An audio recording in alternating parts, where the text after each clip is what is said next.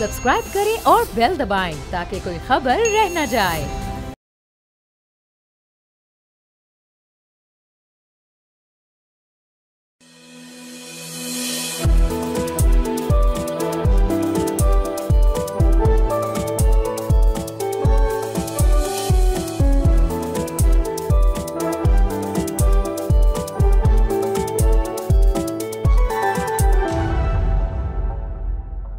बिस्मिल्लाहिर्रहमानिर्रहीम। अस्सलाम वालेकुम नाज़रीन, प्रोग्राम फ्रंट पेज के साथ मैं हूँ मुइज़्ज़ुर रहमान। नाज़रीन, जब से बांग्लादेश में प्रोफेसर डॉक्टर मोहम्मद यूनुस बरसर इक़्तिदार रहे हैं एज़ द चीफ़ एडमिनिस्ट्रेटर, वहाँ पे जो एक अबूरी हुकूमत आई है, तो जो भारत और शेख हसीना का नेक्सस था, नापाक नेक्सस था अगेंस्ट पाकिस्तान, वो टूटता हुआ नज़र आ रहा है और बांग्लादेश और पाकिस्तान के ताल्लुकात बढ़ रहे हैं और बेहतरी की जानिब जा रहे हैं। और उसी हवाले से हम आपको एक और ख़बर बताएँ कि 15 साल के तवील वक्फे के बाद नाजरीन बांग्लादेश और पाकिस्तान के दरमियान पहली बेसिकली फ़ॉरेन ऑफिस कंसल्टेशन जुमेरात को होने जा रही है। बहुत ही हौसला अफजा ख़बर है और ये मुलाकात दोनों ममालिक के ताल्लुकात में एक नया बाब शुरू करने का बाइस बन सकती है। दोनों ममालिक के दरमियान आखिरी फ़ॉरेन ऑफिस कंसल्टेशन तकरीबन 15 साल पहले 2010 में हुई थी और नाज़रीन इस तवील वक्फे के बाद ये मीटिंग दोनों ममालिक के ताल्लुकात में बेहतरी लाने की निशानदही करती है। ये मीटिंग ख़ास तौर पर इस वक्त अहमियत की हामिल है जब दोनों ममालिक अपने बाहिमी ताल्लुकात को नई सिमत देने की कोशिश कर रहे हैं।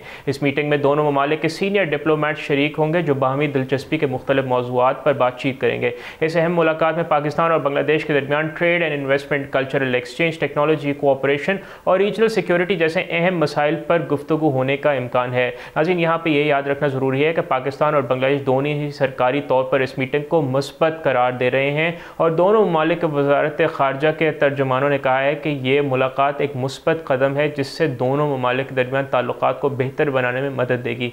माहिरीन के मुताबिक इस मीटिंग का मकसद सिर्फ सियासी मसाइल पर बातचीत करना नहीं बल्कि इकनॉमिक कोऑपरेशन और ट्रेड और जो नाज़रीन जो दोनों ममालिक या अक़वाम हैं उनके बीच का जो कनेक्शन है उसको बढ़ाना भी है। और ऑब्वियसली अगर आप देखें तो इन दोनों ममालिक से बाहर, क्योंकि बांग्लादेश की भी एक कसीर तादाद ओवरसीज़ और पाकिस्तानी की भी एक कसीर तादाद ओवरसीज़ मिडल ईस्ट में पाई जाती है और दोनों बड़े भाईचारे और अमन से रहते हैं, आपस में बड़ा अच्छा पीपल टू पीपल कॉन्टैक्ट है। तो ऑब्वियसली दोनों ममालिक में ये बहुत ज़बरदस्त एक पेशरफ्त हो सकती है। और नाज़रीन ऑब्वियसली इस तरह के मामला से दोनों मुल्क में ट्रेड भी बढ़ने का इम्कान है जिससे दोनों की इकॉनमी को फ़ायदा पहुंचेगा। अब अगर हम दोनों ममालिक के तजारती ताल्लुकात की बात करें तो इस वक्त मौजूदा वक्त में पाकिस्तान और बांग्लादेश के दरमियान ट्रेड का हजम बहुत कम है, लेकिन इस मीटिंग के बाद उम्मीद की जा रही है कि दोनों ममालिक तजारती हजम और तजारती ताल्लुकात बढ़ाने में काम करेंगे और इसमें बेहतरी आएगी और ऑब्वियसली ताकि इससे ट्रेड का साइज़ बढ़े। और नाज़रीन इस मीटिंग का जो टाइमिंग है वो भी काफ़ी अहम है अब, क्योंकि अगर डोनाल्ड ट्रंप की बात की जाए वो अमेरिका के सदर बन चुके हैं, तो जो ममालिक हैं उसके दरमियान जो इलाकाई कोऑपरेशन है यानी जो रीजनल कोऑपरेशन है उसकी अहमियत और भी बढ़ गई है। डोनाल्ड ट्रंप की अमेरिका फर्स्ट पॉलिसी के तहत एशियाई ममालिक को अपने बाहिमी ताल्लुकात मजबूत करने की ज़रूरत भी है। और नाज़रीन यहाँ पर हमें ये याद रखना चाहिए कि पाकिस्तान और बांग्लादेश दोनों ही South Asian Association for Regional Cooperation यानी सार्क के कलीदी मेंबरान हैं और दोनों ममालिक के ताल्लुकात में बेहतरी से पूरे खित्ते में अमन और इस्तेहकाम आ सकता है। और यहाँ पे अच्छी बात यह है कि ये मीटिंग एक ऐसे वक्त हो रही है जब बांग्लादेश में सियासी तब्दीलियाँ आई हैं और इन तब्दीलियों के बाद बांग्लादेश की नई लीडरशिप ने अपनी फ़ॉरेन पॉलिसी पर नज़रसानी की है और ममालिक के साथ ताल्लुकात को बेहतर बनाने पर जोर दिया। इससे पहले जो बांग्लादेश की जो फ़ॉरेन पॉलिसी थी नाज़रीन उसका बहुत ज़्यादा दारोमदार भारत के हवाले से था कि भारत का क्या रवैया है, क्योंकि शेख हसीना का बड़ा एक नेक्सस था इंडिया के साथ। तो जब से वो टूटा है तो बांग्लादेश की फॉरेन पॉलिसी मज़ीद आज़ाद नज़र आती है। और नाज़रीन दोनों ममालिक के दरमियान कुछ एक्सचेंज प्रोग्राम्स भी तारीख में हुए हैं और अगर पाकिस्तान और बांग्लादेशी स्टूडेंट्स के दरमियान एक्सचेंज प्रोग्राम्स, कल्चरल इवेंट्स और बिजनेस फोरम्स ने दोनों ममालिक के लोगों को एक दूसरे के करीब लाने में मदद भी दी है। और यहाँ पर नाज़रीन हम आपको ये भी बताना चाहेंगे कि दोनों ममालिक की क़यादत ने इस बात पर इत्तफ़ाक़ किया है कि माजी की जो करवाहटें और जो कदूरतें हैं उनको पीछे छोड़कर मुस्तकबिल में एक मुस्बत ताल्लुक़ की बुनियाद रखनी चाहिए। और नाज़रीन ये मीटिंग उसी मुस्बत सोच का नतीजा है। कुछ आलमी मीडिया आउटलेट्स ने इस मीटिंग को इस इलाके के लिए गेम चेंजिंग कदम भी करार दिया है और ये काफ़ी इसमें उन्होंने कहा है कि इस मीटिंग से दोनों ममालिक के दरमियान मुख्तलिफ शोबाजात में ताउन के लिए नए रास्ते खुल सकते हैं।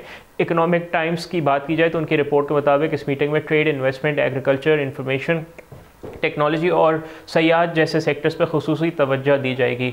دونوں ممالک کے بیسیکلی جو ویزا میکینزم ہے اس کے اجرا کو آسان بنانے پر بھی بات کریں گے، اور ذرائع کے مطابق اس میٹنگ میں کلچرل ایکسچینج پروگرامز پر خصوصی زور دیا جائے گا۔ ناظرین، پاکستان اور بنگلہ دیش میں مشترکہ ثقافتی ورثہ ہے جس کی وجہ سے لوگوں کے آپسی تعلق کو مضبوط کیا جا سکتا ہے۔ دونوں کے بیسیکلی روٹس اگر آپ دیکھیں تو جو تحریک آزادی جو شروع ہوئی تھی اس کا بہت بنگلہ دیش سے بہت زیادہ بڑھ چڑھ کے 1947 میں جب پاکستان معرض وجود میں آیا تو اس کا بہت مسلم لیگ کی سپورٹ بنگلہ دیش سے آئی تھی، اینڈ دونوں کے ریلیجس جو بیسیکلی اکائیاں ہیں وہ بھی بہت مضبوط ہیں، وہ بھی ایک ہیں، تو اس میں جو ہے نا دونوں ممالک میں کلچرل سملیرٹیز بہت ہیں اور بہت زیادہ اس میں بہتری آ سکتی ہے۔ ناظرین، اب ہم بات کرتے ہیں چین کی۔ گزشتہ روز آپ کو بتایا تھا کہ چائنا کے جب ہم آپ کو ایشین پیسیفک مارکیٹس کا ایک جائزہ دے رہے تھے تو کل چائنا کی بیسیکلی مارکیٹس میں کوئی اضافہ یا بندی نہیں تھی، کیونکہ آج نمبرز ایکسپیکٹ کیے جا رہے تھے 2025 کی پہلی سہ ماہی کی جی ڈی پی کے نمبرز جو ہے ایکسپیکٹ کیا، اب وہ نمبرز آ گئے ہیں۔ تو آپ کو بتائیں کہ جو چین کے پہلے سہ ماہی کے جو جی ڈی پی گروتھ کے نمبرز ہیں توقعات سے بہتر دکھائی دیے ہیں، جو بیسیکلی اس بات کی جائے امریکن ٹیرف شاک کے لیے ایک بہت بڑا چیلنج بن سکتا ہے۔ حال ہی میں ایک رپورٹ کے مطابق چین کی جنوری سے مارچ کی سہ ماہی میں جی ڈی پی گروتھ 5.4% رہی، جو کہ ماہرین کی 5.1% کی پیشگوئی سے بہتر ہے۔ اور ناظرین، یہ جو اعداد و شمار ہے پچھلے سہ ماہی کے برابر ہیں، لیکن اس میں سست روی کے کچھ اشارے بھی نظر آئے ہیں۔ اگر ناظرین کوارٹر ٹو کوارٹر کی بنیاد پر دیکھا جائے تو یہ گروتھ 1.2% ہے، جو پچھلی سہ ماہی کے 1.6% سے کم ہے۔ چین کی اکانومی کے لیے سب سے بڑا خطرہ ہے اس وقت صدر ڈونلڈ ٹرمپ کی جو نئی ٹیرف پالیسی وہ ہے، اور وہ کوشش کر رہے ہیں کہ اس سے چین کو زیر کیا جائے، لیکن ابھی تک ٹرمپ اس میں بہت ناکام نظر آ رہے ہیں، کیونکہ ڈونلڈ ٹرمپ نے چین کی پروڈکٹس پر ٹیرف کو ایک حیران کن 145% تک بڑھا دیا ہے اس پہ ٹیرف، جس کے جواب میں چین نے بھی امریکہ مصنوعات پر 125% تک ڈیوٹی پہنچا دی ہے۔ تو چائنا نے بڑے شدید قسم کے ریٹیلیٹری ٹیرفز لگائے اور اس سے امریکہ کی پوری مارکیٹ ہل کے رہ گئی ہیں۔ اور ناظرین، اب یہ جو ٹریڈ وار ہے یہ دنیا کی سب سے بڑی معیشتوں کے درمیان تناؤ کا باعث بن چکی ہے، اور اوبیسلی مارچ کے مہینے کا ڈیٹا کچھ مثبت رہا ہے۔ ریٹیل سیلز میں 5.9% کا اضافہ ہوا ہے، جبکہ اگر فیکٹری آؤٹ پٹ میں 7.7% کی گروتھ دیکھی گئی ہے، جو کہ کافی بڑی گروتھ ہے۔ اور ناظرین، یہ دونوں اعداد و شمار ماہرین کے توقعات سے بہتر ہیں، لیکن اگر ہم پراپرٹی سیکٹر کی بات کی جائے تو وہ ابھی تک مجموعی نمو میں رکاوٹ ڈال رہا ہے۔ پراپرٹی انویسٹمنٹ پہلے 3 ماہ میں 9.9% سے کم ہوئی ہے، اور ماہرین کا کہنا ہے کہ ڈونلڈ ٹرمپ کی ٹیرف پالیسی سے چین کی معیشت کو نقصان پہنچ سکتا ہے، لیکن ابھی تک China has been very resilient about their response. اور ناظرین، کئی بینکس نے 2025 کی چین کی جی ڈی پی گروتھ کا فورکاسٹ کم کر دیا ہے، کیونکہ اوبیسلی شاکس تو ہیں، اوبیسلی پوری گلوبل سپلائی چین کو شاکس ہیں۔ اگر ہم ANZ بینک کی بات کی جائے تو انہوں نے اپنی فورکاسٹ 4.8% سے کم کر کے 4.2% کر دی ہے، جبکہ UBS نے اپنی پیشگوئی 4% سے کم کر کے صرف 3.4% کر دی ہے۔ چین کو اس وقت 2 اور چیلنجز کا سامنا بھی ہے، جس میں ڈیفلیشن یعنی قیمتوں میں مسلسل کمی اور بے روزگاری، ان دونوں مسائل کی وجہ سے ڈیمانڈ کمزور ہو رہی ہے۔ اور اوبیسلی ناظرین، ہم نے اس حوالے سے آپ کو تفصیلی جائزہ بھی دیا تھا کہ اس کا ایک بڑا گہرا تعلق چائنا کی پاپولیشن گروتھ کے حوالے سے بھی دیکھا گیا۔ لیکن ناظرین، اگر ہم بات کریں تو چائنا کی ایکسپورٹ سیکٹر میں بھی کافی خاطر خواہ اضافہ دیکھا گیا، اور اس کی ایک وجہ یہ بتائی جا رہی ہے کہ جو چائنیز فیکٹریز انہوں نے ڈونلڈ ٹرمپ کے نئے جو ٹیرف لگنے سے پہلے اپنا سامان بھیجنے کی کوشش کی ہے، لیکن ایکسپرٹس کا ماننا ہے کہ آنے والے مہینوں میں یہ ٹرینڈ شاید الٹ سکتا ہے۔ چین کی حکومت نے کہا کہ وہ معیشت کو سپورٹ کرنے کے لیے مزید اقدامات کرے گی۔ ناظرین، ماہرین کا کہنا ہے کہ اوبیسلی اپنی اکانومی کی گروتھ کو بڑھانے کے لیے اور اپنے سپورٹ کرنے کے لیے چائنا فائنینشیل ایکسپینشن کا ایک پلان دے، جیسے کہ 2008 میں انہوں نے دیا تھا، اور یا 2020 کا جو ایک فائنینشیل کرائسس تھا جو کووڈ آؤٹ بریک کے وقت کیا آیا تھا، اس وقت بھی انہوں نے ایک سٹیمولس پیکیج دیا تھا۔ تو ناظرین، اب ہم بات کرتے ہیں چائنا کی معاشی طاقت کی کچھ نمبرز کے حوالے سے۔ تو ناظرین، چائنا کی جو معیشت ہے دنیا کے 140 سے زائد ممالک کے لیے چین اب بھی سب سے بڑا ٹریڈنگ پارٹنر ہے۔ دی اکانومسٹ کے مطابق چین دنیا کے 80% ایئر کنڈیشنرز، 74% سولر پینلز اور 70% موبائل فونز بناتا ہے۔ تو ناظرین، اس سے چائنا کی مینوفیکچرنگ کیپیسٹی کا پتہ چلتا ہے، دنیا کا کوئی مقابلہ ہی نہیں ہے۔ ٹیکنالوجی سیکٹر میں چینی کمپنیز امریکی پابندیوں کے باوجود بڑی تعداد میں بہت طاقتور دکھائی دے رہی ہیں۔ 2023 کی بات کی جائے تو اپنا میٹ یعنی ہوائی لانچ 60 پرو کر کے انہوں نے جو ہے دنیا کو حیران کر دیا تھا، اور پھر اپنا موبائل آپریٹنگ سسٹم بھی متعارف کرایا۔ اگر ہم ڈیفنس کی بات کریے، دفاعی سامان کے وجہ سے بھی چائنا کی طاقت بہت زیادہ بڑھ گئی ہے۔ پیپلز لبریشن آرمی کے پاس اب ایک کمانڈ سینٹر ہے جو کہ اندازے کے مطابق امریکی پینٹاگون سے 10 گنا بڑا ہو سکتا ہے۔ 370 سے زائد وار شپس اور سب مرینز کے ساتھ چائنا کا جو نیول فلیٹ ہے وہ امریکہ کے 292 جہازوں سے زیادہ ہے۔ چین نے 2008 سے 2023 تک گلوبل اکنامک گروتھ میں تقریباً 35% حصہ ڈالا ہے، جو تمام G7 ممالک کے مقابلے کے حصے سے بہت زیادہ ہے۔ ایجوکیشن میں چین سالانہ 3.5 ملین فنی شعبوں کے ماہر گریجویٹس پیدا کرتا ہے، جو امریکن ہائر ایجوکیشن سسٹم کے تمام شعبوں کے مجموعی گریجویٹس کے برابر ہے۔ ٹرمپ کی حالیہ پالیسی کے تحت چین سے $390 بلین کی درآمدات پر ٹیرف میں چھوٹ دی گئی ہے، جس میں اسمارٹ فونز، کمپیوٹرز اور ٹیکسٹائل کے سامان شامل ہیں۔ یہ چھوٹ کم از کم $101 بلین کی پروڈکٹس پر دی گئی ہیں، جو کہ امریکہ چین سے امپورٹ کرتا ہے۔ چین کے پاس ناظرین ریئل ارتھ ایلیمنٹس اگر بات کی جائے تو اس پر بھی 90% گلوبل مونوپولی ہے، جو کہ امریکن ڈیفنس، ایروسپیس ٹیکنالوجی اور کنزیومر الیکٹرانکس کے لیے انتہائی اہم ہے۔ ماہرین کا کہنا ہے کہ اگر 20ویں صدی امریکی ایجادات کی تھی تو چین 21ویں صدی میں ان ایجادات کو جدت دے رہا ہے، اور سپر پاور سٹیٹس کا یہ جو بیسکلی ٹرانزیشن ہے وہ پہلے ہی مکمل ہو چکا ہے۔ چاہے آٹوموبائل کی بات ہو تو ہمیشہ سے Japan was the biggest exporter of cars, تو اب چائنا نے آٹوموبائل سیکٹر کو بھی ٹیک اوور کر دیا as the biggest exporter of automobiles. تو اگر ناظرین چین کو مجموعی طور پہ دیکھا جائے تو اس کو ہرانا ناممکن ہے، چاہے آپ ٹیرف وارز یوز کر لیں کچھ بھی، کیونکہ چائنا کا جو بیسکلی کیپیسٹی ہے وہ ان میچیبل ہے، اور جو ٹیکنالوجیکل ایڈوانسمنٹس ہیں وہ ان میچیبل ہیں۔ تو دنیا کو چاہیے اس مقابلے میں چین کے ہم پلہ آنے کے لیے ان پہ ٹیرفس کے بجائے ان سے سیکھے کہ انہوں نے اتنے کم وقت میں اتنی جدت کس طرح لے کے آئے اپنے ملک میں۔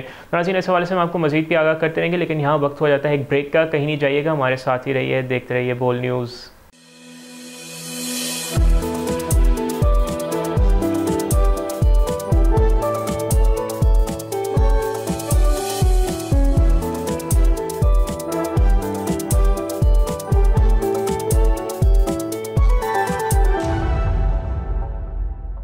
ناظرین welcome back to front page. Break سے پہلے ہم نے آپ کو بتایا پاکستان اور بنگلہ دیش کے درمیان بڑھتے ہوئے تعلقات، اور ہم نے چائنا کے معیشت کے کچھ نمبرز ڈسکس کیا۔ اب ہم رخ کرتے ہیں غزہ کی۔ تو ناظرین اقوام متحدہ کے مطابق غزہ کا تقریباً 70% حصہ اب اسرائیلی انخلاء کے احکامات کے تحت یا نو گو زون میں تبدیل ہو چکا ہے۔ یہ بہت انفارچونیٹ ہے۔ ناظرین اسرائیلی فوج نے 18 مارچ سے مارچ 21 کو انخلاء کے احکامات جاری کیے ہیں، جو حقیقت میں فلسطینیوں کو زبردستی بے دخل کرنے کے احکامات ہیں۔ 31 مارچ کو اسرائیلی فوج نے رفح کے تقریباً پورے علاقے کو خالی کرنے کا حکم دیا، جہاں پہلے سے ہی ہزاروں فلسطینی تل سلطان میں پھنسے ہوئے تھے۔ تو ناظرین اقوام متحدہ کے ہائی کمشنر برائے انسانی حقوق کے ترجمان روشن شمسدانی کے مطابق مستقل طور پر شہری آبادی کو قبضے والے علاقے سے نکالنا جبری منتقلی کے زمرے میں آتا ہے، جو چوتھے جنیوا کنونشن کی سنگین خلاف ورزی ہے۔ ناظرین 18 مارچ سے 9 اپریل 2025 کے درمیان رہائشی عمارتوں اور بے گھر لوگوں کے خیموں پر اسرائیلی حملوں کے 224 واقعات ہوئے ہیں۔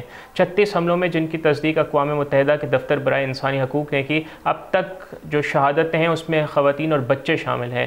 6 اپریل کو دیر البلخ میں ابو عیسیٰ خاندان کے رہائشی عمارت پر حالیہ حملے میں 1 لڑکی، 4 خواتین اور ایک 4 سالہ بچے کی شہادت ہوئی۔ اسرائیلی فوج کے احکامات کے باوجود، جس میں شہریوں کو خان یونس کے المواسی علاقے میں منتقل ہونے کی ہدایت کی گئی تھی، اس علاقے میں بھی جنگ سے متاثرہ بے گھر لوگوں کے خیموں پر حملے جاری رہے۔ 18 مارچ سے اب تک کم از کم 23 ایسے واقعات درج کیے گئے ہیں۔ مزید یہ کہ فلسطینی صحافیوں کو نشانہ بنانا اور انہیں شہید کرنا بھی شامل ہے، جو اسرائیل کے جنگی جرائم میں 6 سے 7 اپریل کی رات خان یونس میں نصر میڈیکل کمپلیکس کے سامنے ایک خیمے پر اسرائیلی فضائی حملہ ہوا، جہاں کئی صحافیوں کے رہنے کی اطلاع تھی۔ اس حملے میں 1 صحافی اور 1 پریس ایجنسی کے اسسٹنٹ کی شہادت ہوئی، اور 9 دیگر صحافی زخمی بھی ہوئے، جن میں سے ایک بعد میں جنہوں نے جہاں میں شہادت نوش کیا۔ ناظرین اکتوبر 2023 سے غزہ میں 209 سے زائد صحافی شہید ہو چکے ہیں، جبکہ اسرائیل بین الاقوامی میڈیا کی رسائی کو مسلسل روک رہا ہے۔ غزہ کی پٹی میں داخلے کے راستے بند ہونے کا سلسلہ 6 ہفتے میں داخل ہو چکا ہے، جس سے خوراک، پینے کا صاف پانی اور ادویات اور دیگر امدادی سامان کی ترسیل کی آمد بالکل رک گئی ہے۔ اسرائیلی حکام نے ایسے بیانات دیے ہیں جن میں انسانی امداد کی آمد کا براہ راست تعلق یرغمالیوں کی رہائی سے جوڑا گیا ہے، جس سے اجتماع اور شہری آبادی کا بھوکا رکھنے کے طریقے کے استعمال کے بارے میں سنگین خدشات پیدا ہوتے ہیں، جو کہ بین الاقوامی قانون کے تحت جرائم ہیں۔ ناظرین غزہ صحت حکام نے پچھلے ہفتے کہا ہے کہ اسرائیل کی طرف سے سرحدی گزرگاہوں کی مسلسل بندش کی وجہ سے تقریباً 60,000 بچے صورتحال میں پہنچ چکے ہیں کہ جہاں غذائی قلت پر موت واقع ہو سکتی ہے۔ ملائیشیا کی یونیورسٹی آف ملایا کے سیاسی تجزیہ کار اور محقق بلال آخرس نے چائنا ڈیلی کو بتایا ہے کہ اسرائیلی حکام نے انسانی ضرورتوں کو ہتھیار بنایا ہے۔ خوراک تک رسائی، صحت کی دیکھ بھال اور پناہ گاہ غزہ میں اجتماعی دباؤ اور نسل کشی کے آلات کے طور پر انہوں نے کہا ہے کہ استعمال اسرائیل کا جو طریقہ کار ہے اس چیز کو حاصل کرنے کے لیے ڈیزائن لگتا ہے۔ बेसिकली नाज़रीन जो फ़ौजी कार्रवाई ने पिछले 18 महीनों में किया, वो अब इस तरह के मेजर से वो हासिल करना चाहते हैं। अल-अखरस ने कहा कि ये जंग ख़तरनाक मिसालें कायम कर रही है जो दूसरी आलमी जंग के बाद कायम करदा बैनुल-अक़वामी निज़ाम को कमज़ोर करती हैं। अक़वाम मुत्तहिदा रिलीफ कोऑर्डिनेशन ऑफिस ओशा ने पीर को रिपोर्ट में कहा है कि गज़ा में इंसानी सूरत-ए-हाल अब शायद 18 महीने से जो बेसिकली जो जंगी सूरत-ए-हाल है उससे भी ज़्यादा बदतर हो गई है। 15 अप्रैल तक शहादतों की तादाद 51,000 तक पहुंच चुकी है और ज़िंदगी बचाने वाली सप्लाई तकरीबन नापैद हो रही है। इन तमाम वाक़यात से इजरायली फ़ौज की बैनुल-अक़वामी इंसानी क़वानीन की पाबंदी के बारे में संगीन सवाल उठते हैं।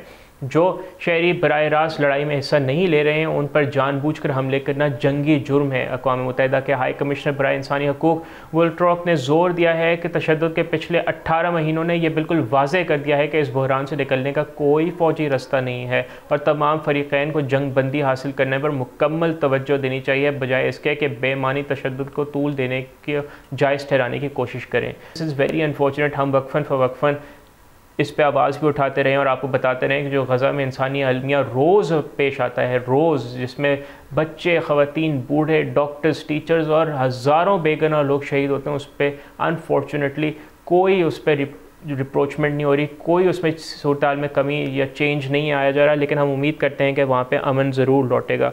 नाज़रीन, अब हम अपने प्रोग्राम के आखिरी हिस्से में चलते हैं और बड़े ही कोई एक इंटरेस्टिंग आपको चीज़ बताते हैं कि यूके की थिंक टैंक, जो solar think tank amber global university review 2025 के मुताबिक पाकिस्तान दुनिया का सबसे बड़ा सोलर पैनल्स इंपोर्टर बन गया है, जो कि बहुत ही हैरानकुन लेकिन खुशाइन बात है। नाज़रीन, 2024 में 17 गीगावाट के सोलर पैनल्स इंपोर्ट किए गए, जो कि पिछले साल के मुकाबले में दुगने से भी ज़्यादा हैं। द इंडिपेंडेंट में शाया होने वाली रिपोर्ट के मुताबिक ये बूम बॉटम अप सर्च से आगे बढ़ रही है, जहां घरों, छोटे बिजनेसेस और कमर्शियल सारिफी ने बढ़ती हुई एनर्जी के कॉस्ट और मामूल की बिजली बंदिश से निजात पाने के लिए किया है।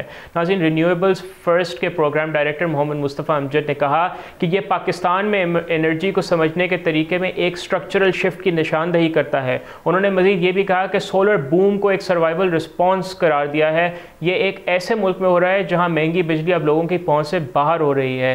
अप्रैल सैटेलाइट इमेजरी से पता चलता है कि पाकिस्तान शहरियों के बेसिकली जो रूफ टॉप्स हैं, यानी घरों की छतों हैं या इंडस्ट्री की छतें हैं, वो तेज़ी से नीली होती जा रही हैं, जिससे बेसिकली ये पता चलता है कि सोलर पैनल्स तेज़ी से फैल रहे हैं। कराची में मुकीम एनर्जी एक्सपर्ट उबैदुल्लाह ने कहा कि अगर आप किसी भी पाकिस्तानी शहर की सैटेलाइट इमेजेस देखें तो तमाम छतें नीली नज़र आती हैं। ज़्यादातर एनर्जी ट्रांजेक्शन नेशनल पॉलिसीज़ या फॉरेन इन्वेस्टमेंट से मुतासर होती हैं, लेकिन पाकिस्तान में ये तब्दीली बड़ी हद तक मार्केट लॉजिक और इनफरादी इक़दामात की आईना हैं। खबर के मुताबिक ज़्यादातर नई इंस्टॉलेशंस ऑफिशियल आदाद शुमार में शामिल नहीं हो पाती और इसी वजह से नेशनल ग्रिड पीछे रह जाता है। इस सूरत हाल में बैटरी की सनत में भी इजाफा होना मुतवक्का और साथ ही साथ पाकिस्तान में सोलर पैनल मैन्युफैक्चरिंग की बुनियाद भी डालना अब वक्त की अहम ज़रूरत है। ऑब्वियसली नाज़रीन, जिससे मकामी तौर पर रोज़गार में भी इजाफा होगा। जो इस वक्त आप सोलर पैनल्स जिस तादाद में इंपोर्ट करें, अगर हम इसकी लोकल इंडस्ट्रियलाइजेशन पे काम करें या लिथियम बैटरीज की लोकल इंडस्ट्रियलाइजेशन पे काम करें, जो कि अब इस पर बड़ी तेज़ी से काम भी हो रहा है,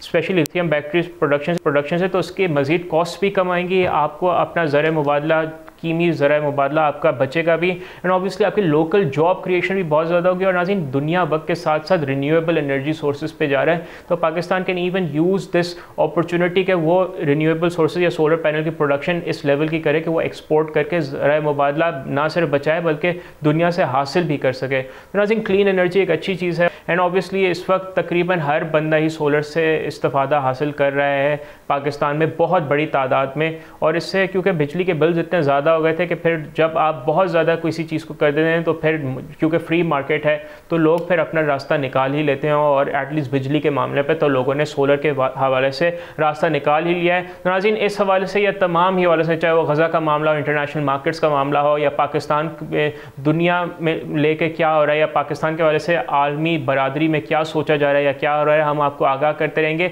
लेकिन यहाँ हमारे प्रोग्राम का वक्त हो जाता है ख़त्म। आपसे इंशाल्लाह मुलाकात होगी अगले शो में। टिल देन अपना बहुत ख्याल रखें और बोल के सोशल मीडिया हैंडल्स पर अपना फीडबैक ज़रूर रिकॉर्ड कीजिएगा। मुझे मुइज़्ज़ुर रहमान को इजाज़त दीजिए। अल्लाह हाफ़िज़।